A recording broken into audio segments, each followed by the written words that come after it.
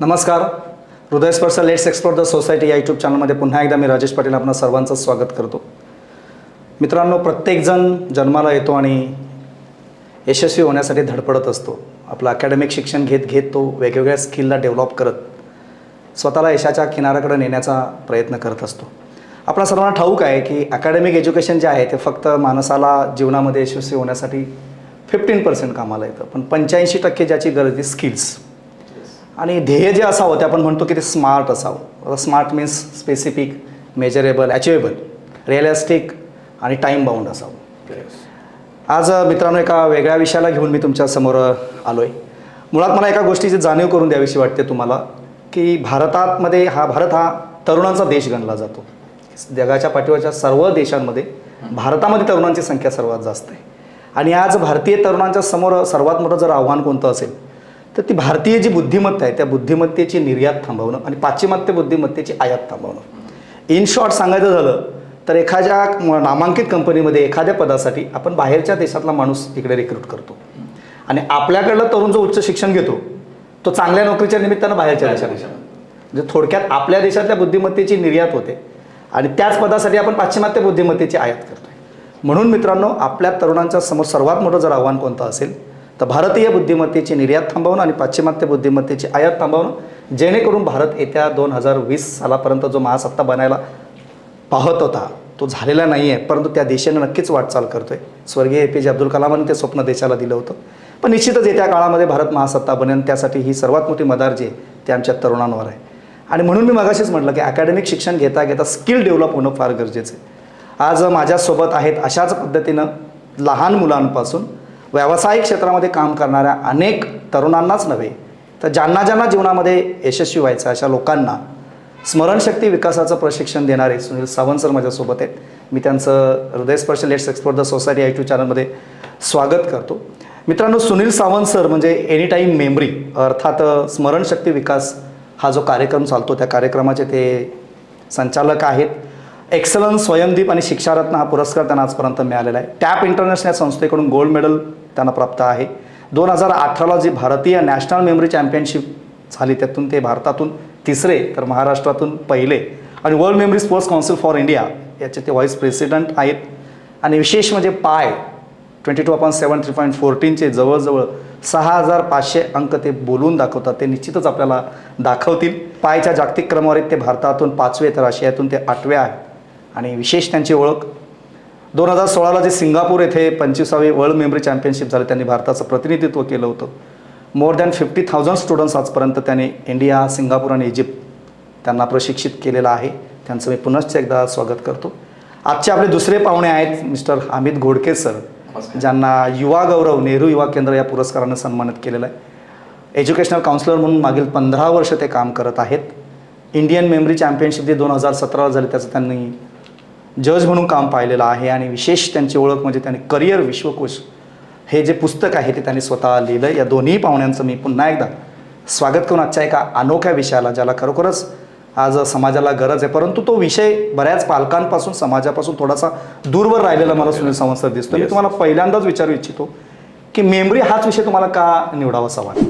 Sir, सर्वप्रथम धन्यवाद, तुम्ही हृदयस्पर्शच्या या मंचावरती आम्हाला आमंत्रण केलं.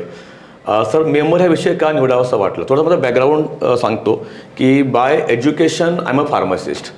मी फार्मसी केलेलं आहे and I was working for Zydus Cadila pharmaceutical company. Okay. आणि या कंपनीची मुंबईमध्ये डिफरंट लोकॅलिटीजमध्ये स्वतःची मेडिकल स्टोअर्स होते. जसं आज अपोलो बघायला मिळतं तसं त्यावेळी त्या कंपनीचं होतं. आणि मी गिरगावमधल्या एका ब्रांचमध्ये as a pharmacist branch in charge म्हणून काम बघत होतो. आणि एक दिवस औषध विकता एक प्रश्न मी स्वतःला विचारला होता आणि तो प्रश्न ॲक्च्युली माझ्या लाईफमधला टर्निंग पॉईंट ठरला असेल. स्वतःला प्रश्न विचारला की Sunil, what is your identity, तुझी ओळख काय, अस्तित्व काय आहे? या प्रश्नाचं उत्तर राजेश सर जे मला मिळालं ते असं होतं, Sunil, you are a professional grocer. तू एक प्रोफेशनल वाणी आहेस. अरे वा. एखादं वाणी जसं गहू विकतो, साबण विकतो, बिस्किट विकतो, काम करतो, तसं तू औषधं विकतोय. तुझ्यात त्याच्यामध्ये जास्त अंतर नाही आहे. You are a professional grocer. आणि मग कुठेतरी विचार आला की बस एवढीच माझी ओळख. आणि मग एक निर्णय झाला की हा फार्मसीचा जॉब मला गिवअप करायचा आहे, सोडून द्यायचा आहे आणि शिक्षण क्षेत्रामध्ये यायचं आहे. कारण शिकवण्याची खूप आवड होती. कारण फार्मसीला असताना पण घरून तितकंसं आर्थिक पाठबळ नसल्यामुळे शिकवणी घेत घेत आम्ही आमचं स्वतःचं शिक्षण पूर्ण केलं, to earn and to learn त्या संदर्भात. आणि शिकवण्याची खूप आवड होती, पण शिकवायचं म्हणजे असं काहीतरी नवीन शिकूया जे ट्रॅडिशनली शिकवलं जात नाही आहे. ओके. मनात विचारलं की कोचिंग क्लासेस चालू करूया किंवा अजून काही.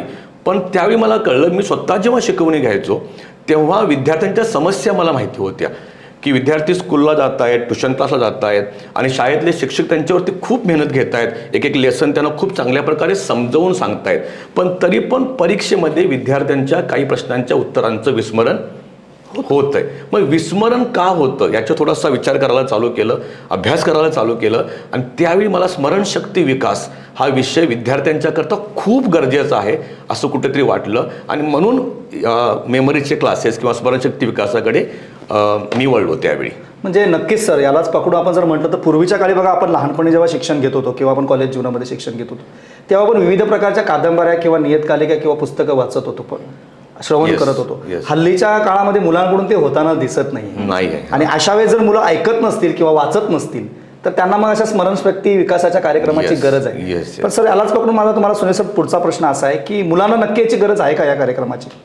हो आहे सर, कारण आजकाल विद्यार्थ्यांच्यावरती जर आपण अभ्यासाचं ओझं बघितलं तिथे ओझं प्रचंड आहे आणि त्या ओझ्याखाली प्रत्येक विद्यार्थी दबलेला आहे. मग तो शालेय विद्यार्थी असेल, कॉलेजमधला असेल किंवा एखाद्या स्पर्धा परीक्षेची तयारी करणारा, MPSC UPSCची तयारी करणारा विद्यार्थी असेल, की तुम्ही किती स्मरणात ठेवता आणि एक्झाममध्ये तुम्ही ते किती रिकॉल करता, तुम्हाला न अडखळता ते किती आठवतं, किती स्मूथली आठवतं, याच्यावर तुमचा स्कोअर ठरतो. आणि तुमच्या स्कोअरवर तुमचं सक्सेस, तुमचं करिअर सगळ्या गोष्टी डिपेंड करतात. तेव्हा स्मरणशक्ती विकास या विषयाची गरज विद्यार्थ्यांना तर आहेच आहे, पण सर्वसकट सगळ्यांनाच आहे. म्हणजे ज्याला ज्याला जीवनामध्ये यशस्वी व्हायचं, ज्याला काहीतरी करून दाखवायचं. येस. मग सर, हा कार्यक्रम कसा चालतो? एनी टाइम मेमरी, ज्याला तुम्ही ATM, खूप छान नाव दिलं. ATM म्हटलं की लोकांना बाबा टाकलं ATM मिळाले पैसे, तसा हा काय कार्यक्रम आहे का की ATM तुमचा प्रोग्राम जॉईन केला आणि लगेच माणूस यशस्वी झाला, किंवा कशा पद्धतीने हा प्रोग्राम तुमचा चालतो? सर्वप्रथम राजेश सर, हे ATM नाव कुठून आलं थोडक्यात मला बोलायला आवडेल. की ह्या प्रोफेशनमध्ये आल्यानंतर एक पुस्तक माझ्या हाती सापडलं. हॅरी लॉरेन हे मेमरीच्या फील्डमधलं जगविख्यात नाव आहे. ओके. त्यांनी लिहिलेलं पुस्तक आहे आणि पुस्तकाचं टायटल होतं मेमरी मेक्स मनी. येस. मग मला कुठेतरी कळलं की जर आपल्याला सक्सेसफुल व्हायचं असेल तर वेगळे वेगळे स्किल्स डेव्हलप करावे लागतात. It can be leadership skills, communication skills, selling skills, negotiation skills, आणि त्याच्यामध्ये मेमरी स्किल सगळ्यात महत्त्वाचं स्किल आहे. मग त्यांनी मनी शब्द वापरला होता आणि मग मला पटकन ते एनी टाईम मनी आठवलं, ATM. मग म्हटलं आपण मनी रिप्लेस करूया आणि इथे मेमरी टाकूया, आणि मग तो एनी टाईम मेमरी ATM असा तो त्या विषयाचं टायटल आम्ही फिक्स केलं. हा कार्यक्रम कसा चालतो तुमचा? हा कार्यक्रम आम्ही राबवत असताना याच्या 2 भागामध्ये विभागणी केलेली आहे. सर्वप्रथम या कार्यक्रमाचं एक फ्री सेशन असतं, ते जवळपास 2 तास चालतं. फ्री सेशन का, हे जस्ट एक अवेअरनेस क्रिएशनचं काम आम्ही त्याच्यामध्ये करतो. या विषयाची राजेश सर तितकीशी अवेअरनेस नाही आहे. म्हणजे स्वतःहून समोरून माझ्याकडे कोणी येणार नाही की तुम्हाला मेमरी शिकवा. ओके, स्वतःहून कोणतरी जाईल कुणाकडे तरी की मला MSc करायचं आहे, मला इंग्लिश स्पीकिंग करायचं आहे, पण स्वतःहून मेमरी शिकवा असं कोणी माझ्याकडे येणार नाही. मला माहिती आहे, कारण समाजामध्ये माहितीच नाही की अशा प्रकारच्या टेक्निक्स आहेत, किंवा पालकांना माहीत नाही की आपल्या मुलांनी या टेक्निक शिकल्या पाहिजेत. आणि म्हणून आमचं पहिलं काम आहे टू क्रिएट द अवेअरनेस. आणि मग 2 तासाच्या सेशनमध्ये आम्ही तो अवेअरनेस क्रिएट करतो. ते सेशन फ्री असतं आणि त्याच्यानंतर त्याची पुढे 14 ते 15 तासांची कार्यशाळा असते. त्या कार्यशाळेमध्ये आम्ही सर्व टेक्निक स्टेप बाय स्टेप मुलांना शिकवतो. How to memorise short answers, long answers, numbers, vocabulary, spelling, जे काय शालेय म्हणजे आपल्या अभ्यासामध्ये म्हणजे तुम्ही भूकंपट्टीला बाहेर फेकून टाकता. हाँ, एक हिंदी में हम लोग बोलते हैं उसको रट्टा मारना भूलना चाहिए. भूलने की आदत को आप भूल जाओ और रट्टा मारने की परंपरा को हम तो बंद करना चाहते हैं. मित्रांनो, हाच धागा पकडून मी मगाशीच म्हटलं की एका वेगळ्या विषयाला मी आज सुरुवात करणार आहे की हा जो मेमरी कार्यक्रम जो आहे, स्मरणशक्ती विकास, याबाबत समाजामध्ये अवेअरनेस नाही आहे, सर सुद्धा म्हणाले, आणि तेच व्हावं हा आमचा प्रामाणिक उद्देश आहे हृदयस्पर्श लेट्स एक्सप्लोर द सोसायटी या यूट्यूब चॅनलचा. आपण अमित घोडके सरांकडे जाऊयात. सर, हा जो कार्यक्रम ATM किंवा स्मरणशक्ती विकास हा फक्त विद्यार्थ्यांसाठी उपयुक्त आहे? सर म्हणाले की सर्व वर्गासाठी उपयुक्त आहे. तो कशा पद्धतीने विद्यार्थी आणि इतर घटकांसाठी सुद्धा उपयुक्त ठरू शकेल? प्रथमतः नमस्कार. आणि सर, हृदयस्पर्शीच्या माध्यमातून आपण जे काही आमंत्रण दिलं त्याबद्दल खूप खूप धन्यवाद. आणि जो प्रश्न आपण विचारलेला आहे की मेमरी हा विषय जो आहे तो विद्यार्थ्यांसाठी तर गरजेचा आहेच, पण त्याच्यासोबत इतर जे प्रोफेशन्स वाले त्यांच्यासाठी सुद्धा गरजेचं आहे. बघा, विसरणं एक नैसर्गिक प्रोसेस आहे. आणि त्याच्यामध्ये काय होतं, आपण सगळे विसरतो. एखादी स्त्री समजा बाजारात गेली, अरे मेथीची भाजी विसरली किंवा आणायची होती, किंवा बाजारात गेली, दुकानात गेली, तिला वाटलं साखर घ्यायची होती, साखर विसरली काय आपण. अशा गोष्टी ज्या असतात ना, ह्या नैसर्गिक प्रोसेसमध्ये येतात. आणि बरं, ह्या ज्या काही गोष्टी असतात त्या विद्यार्थ्यांशी तर आपण शिकवतोच, कारण विद्यार्थी रट्टा मारतो, मगअप करतो, या सगळ्या गोष्टी करतो, तसं आपण पण करतो, बऱ्याचशा गोष्टी करत असतो. आणि माझं असं मत आहे, जसं सुनील सरांनी सांगितलं, रटोफिकेशन is a risky method in education system असं म्हटलं जातं. पण याला जेव्हा आपण नाळ धरतो प्रोफेशन इतर लोकांशी, कारण ही लोक सुद्धा विसरतातच, आपण सुद्धा विसरतो, बऱ्याचशा गोष्टी विसरत असतो, घराला कुलूप लावायला विसरतो, आपण तसं निघून जातो, गॅस आपण असतो तो ऑन आहे की ऑफ आहे, ह्या पण गोष्टी आपल्याला कधी कधी कळत नाहीत. मग आपल्याला ह्या सगळ्या गोष्टींची गरज आहे. इव्हन आता समजा एखादा CA आहे, त्यांच्याकडे पण नंबर्स असतात, त्यांनाही लक्षात ठेवायचे असतात. मग ती लोक ॲडव्होकेट लोक आहेत, इव्हन टीचर्स लोक आहेत, टीचर्स लोकांना तो वेगळ्या विषयांचा अभ्यास जो असतो तो लक्षात ठेवायचा असतो. मग लक्षात ठेवायचं कसं, हे जे काय सायन्स आहे ते सायन्स जर आपल्या कार्यक्रमाच्या माध्यमातून या लोकांना जर भेटलं तर खूप छान होईल सर, असं मला वाटतंय. मग विद्यार्थी सोडून बाकीचा जो घटक आहे, तुम्ही म्हणालात की गृहिणी असतील, बिझनेसमॅन असतील किंवा इतर मंडळी असतील, यांचा तुमच्या कार्यक्रमाचा रिझल्ट काय?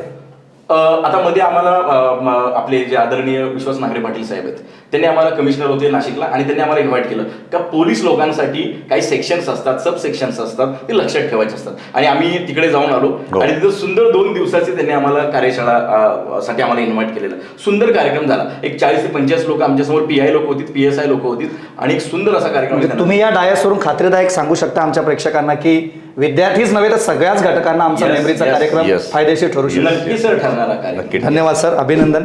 मित्रांनो, आपण एका पुढच्या गमतीकडे जाऊयात. गंमत नाही, ॲक्च्युली ती मेमरीचं क्रेडिट आहे.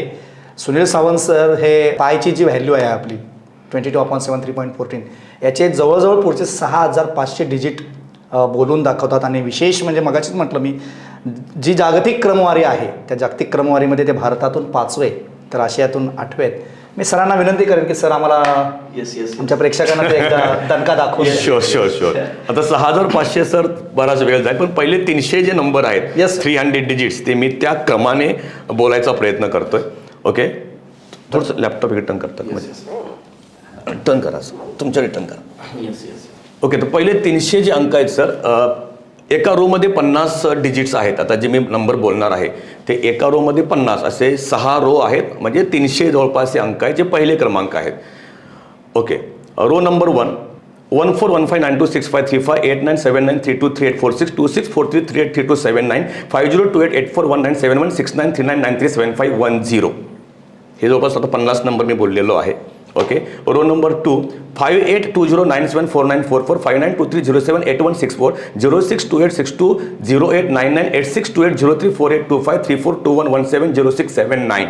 Number 3 8214808651 3282306647 0938446095 5058223172 5359408128. Row number 4 4811174502 8410270193 8521105559 6446229489 5493038196. Row number 5 4428810975 6659334461 2847564823 3786783165 2712019091. वाह. Row number 6, the last one. 4564856692 3460348610 4543266482 1339360726 0249141273. Wow. And that goes on and on. Like that I can recall 6500 digits from my memory without making any single mistake. खूप छान sir. Sunil Sawant सरांसाठी एकदा जोरदार टाळ्या मित्रांनो. Thank you very तर नक्कीच ज्यांनी 6500हून अधिक डेसिमल रिकॉल केले होते असे Sunil Sawant sir. Sunil sir, 1 crore genius students create करण्याचं तुमचं मिशन आहे. ओके, हे नक्की मिशन काय आहे? ओके, आता या मिशनमध्ये एक शब्द आहे सर, 1 crore क्रिएटिव्ह जीनियस. तर तो क्रिएटिव्ह शब्द त्याचे मुद्दामून टाकलेला आहे. सृजनशील ज्याला आपण म्हणतो मराठीमध्ये, की every child is born creative म्हणतो आपण. प्रत्येक मूल जे आहे ते क्रिएटिव्हिटी, सृजनशीलता घेऊन जन्माला आलेलं असतं. बट अनफॉर्च्युनेटली आपलं एज्युकेशन सिस्टममुळे ती जी क्रिएटिव्हिटी आहे ती मुलांना वापरायला तितकासा स्कोप नाही, वाव नाही. मी बऱ्याचदा सर माझ्या सेशनमध्ये एक्झाम्पल देतो की आजकाल आहे ना, अभ्यास आहे ना व्हॉट्सॲप सारखं झालेलं आहे. ओके. म्हणजे व्हॉट्सअपमध्ये आपण काय करतो सर, एखाद्या ग्रुपमध्ये जातो, एखादा जोक कॉपी करतो आणि 10 ग्रुपमध्ये पेस्ट करतो. हो. म्हणजे इकडनं कॉपी केलं, इकडे पेस्ट केलं. क्रेडिट घ्यायचा प्रयत्न हा, करतो. म्हणजे आपण त्याला मराठीमध्ये म्हणतो ना, पाट्या टाकणे. पाट्या टाकणे. ओके नाही, म्हणजे मी मध्ये काही क्रिएट केलं का, नाही केलं. म्हणजे इकडून घेतलं इकडे दिलं, हे तर एखादा अनपढ माणूस पण, अशिक्षित व्यक्ती पण करू शकेल. ओके. अभ्यास पण बऱ्याचशा अंशी असाच झालेला आहे सर, की विद्यार्थी पुस्तक उघडतात आणि एकदा दोनदा 10 वाचून कसं बसं डोक्यात कोंबायचा प्रयत्न करतात आणि एक्झाममध्ये ते बाहेर काढून ते लिहितात आणि 80% मार्क्स मिळाले. कॉंग्रॅच्युलेशन, मार्क्स चांगले मिळाले. पण the entire process of learning तुम्ही काही क्रिएट केलं का? बरोबर. कारण एज्युकेशन सिस्टम तुम्हाला क्रिएट करायला वावच देत नाही आहे कुठे. आणि जर आपण आपल्या आजूबाजूला बघितलं, हा लॅपटॉप आहे, हा बल्ब आहे, एअर कंडिशनिंग आहे, समबडी क्रिएटेड दिस, हे अस्तित्वात नव्हतं, एक्झिस्टन्समध्ये नव्हतं. तर प्रत्येक जे इन्व्हेन्शन होतं ना, याच्यामध्ये काही ना काहीतरी प्रचंड क्रिएटिव्हिटी लागते, राईट. आणि आपल्या मुलांची क्रिएटिव्हिटी कुठेतरी दाबली जात आहे, त्याच्यावरती काम नाही केलं जात आहे. आणि म्हणून आम्ही जेव्हा मेमरीच्या कार्यशाळा घेतो, त्या कार्यशाळेमध्ये बऱ्याचशा क्रिएटिव्ह आयडियाज मुलांसोबत आम्ही शेअर करतो आणि त्याच्यामुळे मुलांची काही अंशी का असे ना क्रिएटिव्हिटी वाढते. आणि आजकाल जर आपण बघितलं सर, ह्याला थोडंसं बोलतो मी, आता मुलं शाळेमध्ये आहेत, कॉलेजमध्ये आहेत, जेव्हा पुढे ते इंटरव्ह्यूसाठी जातील, ओके, तर कंपनीज आहेत, ऑर्गनायझेशन्स आहेत, they are looking for creative and innovative people. म्हणजे येणाऱ्या काळामध्ये तुमच्याकडे एज्युकेशनल क्वालिफिकेशन तितकंसं ग्राह्य धरलं जाणार नाही, कारण एज्युकेशन क्वालिफिकेशन सगळ्याच लोकांच्याकडे आहे, जे 400 लोक इंटरव्ह्यूला आलेले आहेत. नक्कीच नक्कीच. म्हणजे IQ आहे, फक्त IQ बघितलं जाणार नाही, IQ सोबत तुमचा CQ, क्रिएटिव्हिटी क्वोशंट किती आहे ते चेक केलं जातं. आणि म्हणून याच्यावरती विचार करता करता हा सगळा विषय निर्माण झाला की क्रिएटिव्ह जिनियस आम्हाला बनवायचे आहेत. आणि मग ते मिशन आमचं बनलं 1 करोड क्रिएटिव्ह जिनियस स्टुडंट्स बनवणं तुमचं मिशन आहे. Yes. मग त्याची वाटचाल आहे ती आता योग्य दिशेला सुरू आहे. योग्य दिशेला सुरू आहे सर. मी आहोत, अमित सर आहे, आमची अजून बऱ्यापैकी चांगली टीम आहे. त्या टीमच्या माध्यमातून आणि आजकाल सर सोशल मीडियाच्या माध्यमातून आपण एका सेशनमध्ये लॅक्स ऑफ स्टुडंट समोर प्रेझेंट होऊ शकतो. नक्कीच. तर आत्ता आम्हाला वाटतं की ज्या प्रकारे ऑनलाईन एज्युकेशन आलेलं आहे, त्या माध्यमातून 1 करोडपर्यंत आम्ही पोहोचू, तो एक म्हणजे कॉन्फिडन्स आहे. सुनील सावंत सरांच्या बोलण्यातून आपल्याला हे दिसून येतं की तूर्त जे दिवस आहेत एज्युकेशनचे, ते क्वांटिटी एज्युकेशनचे दिसून येतात. Yes. आपल्याला क्वालिटी एज्युकेशन असतं. येस. आणि त्यासाठी असे आपल्याला जिनियस स्टुडंट तयार करावे लागतील. नक्कीच सर. आणि त्याचं क्रेडिट मेमरी कार्यक्रमाकडे जातं. Yes. आम्ही सर, मी तुम्हाला विचारू इच्छितो की राज्यात किंवा राज्याच्या बाहेर तुम्ही हे ऑल टाईम मेमरी स्मरणशक्ती विकास प्रशिक्षणाचे कार्यक्रम घेता, हे कशा पद्धतीने तुम्ही अरेंज करता? म्हणजे काही फी घेता का, किंवा कशा पद्धतीनं, म्हणजे आमच्या पालकांना ते कळेल की नक्की हा प्रोग्राम कशा पद्धतीने आता चालतो. बघा सर, आम्ही हा ज्यावेळेस कार्यक्रम बाहेर घेतो ना, ठीक आहे, या सगळ्या गोष्टीला एक खर्च असतोच. कुठली नक्कीच, गोष्ट असते. नक्कीच. आणि जसं सरांनी सांगितलं की आपल्याला कोण समोरून कोण बोलवत नाही, बरोबर. आपल्याला जावं लागतं, लोकांना अवेअर करणं हे आपलं काम आहे. Yes, आणि ठीक आहे, आमचा जन्म त्यासाठी झालाय, आम्ही त्यासाठी फाईट करत असतो. नक्कीच. आणि सर, महत्वाचा मुद्दा, ज्यावेळेस आम्ही बाहेर जातो, कोणत्या एरियामध्ये जातो, त्यावेळेस मग तिथली जी काही मंडळी आहेत जे आम्हाला सपोर्ट करतात, किंवा काही स्कूल्स असतील, किंवा काही मंडळस असतात, किंवा काही संघटना असतात, ग्रुप्स असतात, किंवा मीडिया असते, अशी लोक आम्हाला इन्व्हाइट करतात. आणि अशी लोक आम्हाला एक संधी देतात की बाबा, हा कार्यक्रम करण्यासाठी तुम्ही चांगलं काम करताय ना, तर आम्ही तुम्हाला हॉलची व्यवस्था करून देऊ, किंवा तुमचं जे काही असेल फी जी असेल ते आम्ही त्याला तयार आहोत. मग ते हॉल असेल, किंवा आमचा येण्या जाण्याचा जो काही खर्च असेल, वॉटेवर जो काही खर्च असेल तो आम्ही करतो. त्याच्यानंतर वर्कशॉप असतं सर, ह्या सगळ्या गोष्टी आम्ही तिथं अवेलेबल करून देत असतो विद्यार्थ्यांसाठी. पूर्वीच्या काळी कसं असायचं की आमचं ज्यावेळेस आमचा सुरू झाला या कार्यक्रमाच्या माध्यमातून, त्यावेळेस आमच्याकडे ती काही साधनं नव्हती, पण आम्ही लोकांपर्यंत पोहोचत होतो. वेगवेगळ्या माध्यमातून का म्हणा, आम्ही ते लोकांपर्यंत पोहोचत होतो, कारण हा विषय गरजेचा आहे. ज्यावेळेस सुनील सरांनी माझी भेट झाली, त्यावेळेस आम्हाला कळलं की हा विषय गरजेचा आहे. हा विषय आम्हाला सुद्धा मिळत नव्हता. आम्ही सुद्धा ट्रॅडिशनल मेथड्स वापरत होतो, ज्या स्कूलमध्ये आज सुद्धा विद्यार्थी वापरतात सर.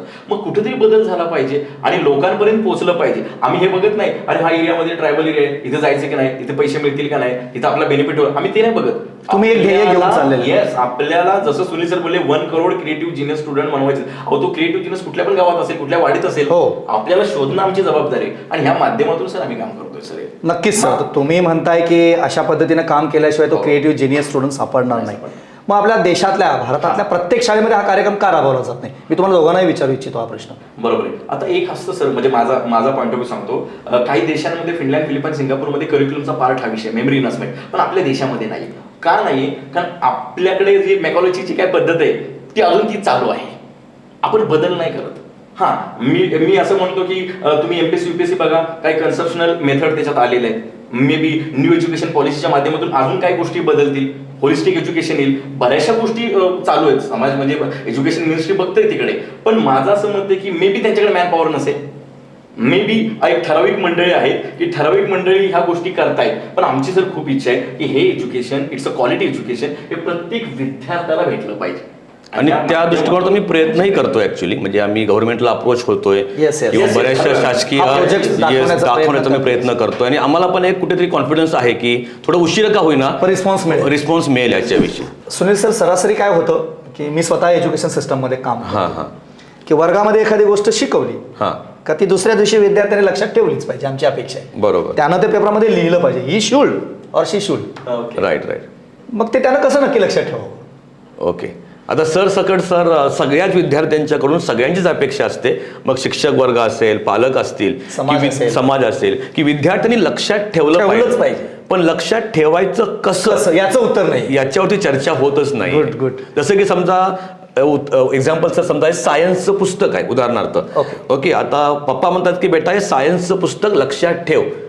पण त्या मुलाचा प्रश्न असा आहे, पप्पा मला लक्षात ठेवायचं सायन्स तरी शिकवा. येस. मला लक्षात ठेवायचं, तुम्ही सायन्स शिकवलं तर मी सगळ्या जी पुस्तकं आहेत ते लक्षात ठेवेन. तर लक्षात ठेवायचं सायन्स आहे ना, म्हणजे काय नेमकं सर, की आपल्या मेंदूमध्ये माहिती सिस्टमॅटिकली कशी स्टोअर करायची. जसं मी सुरुवातीला बोललो की मेडिकल स्टोअरमध्ये काम केलेलं आहे. जेव्हा राजेश सर तुम्ही एखाद्या मेडिकल स्टोअरमध्ये जाता प्रिस्क्रिप्शन घेऊन आणि विदिन अ मिनिट ती व्यक्ती तुम्हाला जी 2 औषधं लिहिलेली आहेत ती शोधून आणते आणि काउंटरवरती ठेवते. आता एका मेडिकल स्टोअरमध्ये सर जवळपास 10,000 किमान औषधं असतात. तर त्या 10,000 मधून तुम्हाला हवी असलेली 2 औषधं अचूक कशी त्याला मिळाली? And the only reason is all the medicines are so systematically stored. एकतर ते अल्फाबेटिकल ऑर्डरमध्ये स्टोअर केलेले आहेत किंवा by the name of the company store केलेले आहेत किंवा by the usage of the drug, त्या मेडिसिनचा उपयोग काय आहे. स्टोरेज सिस्टमॅटिक असतं तेव्हा ते शोधणं सोपं जातं. मग आपण असं गृहीत धरलं की हे मेडिकलचं दुकान आहे. ओके. आता याच्यामध्ये आपल्याला औषधं स्टोअर करायची नाही आहेत, पण इतिहास आहे, भूगोल आहे, केमिस्ट्री आहे, बायोलॉजी आहे, बॉटनी आहे, भरपूर आपल्याला इन्फॉर्मेशन स्टोअर करायची आहे.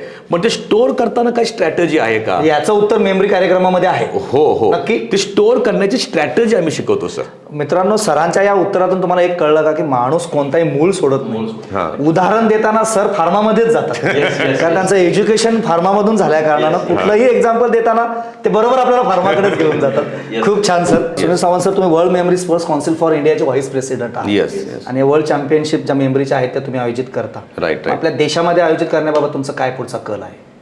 कल इतकाच आहे सर की पुन्हा ही जी चॅम्पियनशिप आहे गेली 32 वर्ष वर्ल्ड लेवलला चाललेली आहे. याचं जे हेड ऑफिस आहे ते इंग्लंडमध्ये आहे आणि गेली 14 वर्ष ही चॅम्पियनशिप भारतामध्ये होते आहे.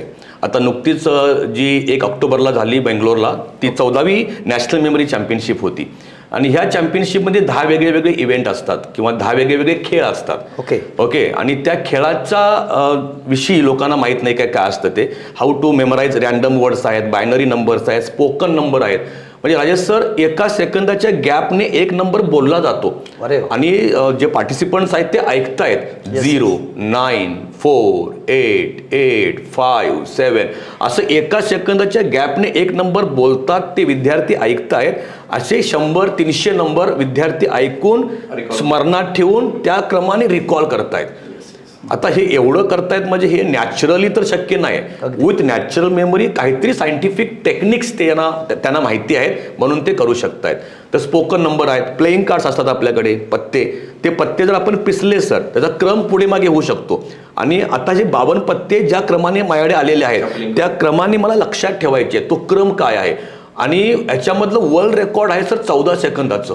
म्हणजे 14 सेकंदामध्ये एखादा व्यक्ती 52 पत्ते बघतो आणि त्या क्रमाने लक्षात पण ठेवतो. अरे वा. म्हणजे इतकं फास्ट आहे काही लोकांचं मेमरायझेशन स्किल जे आहे ते.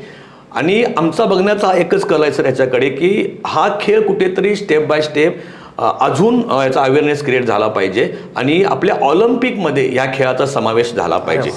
आणि एक व्हाईस प्रेसिडेंट म्हणून आम्ही तितकंसं कॉन्ट्रीब्युशन करतोय आणि खेळाला एक वरचा दर्जा घेऊन ऑलिम्पिक मेमरीचा सहभाग व्हावा हे खूप मोठं ध्येय घेऊन सुनील सावंत सर तुम्ही काम करताय.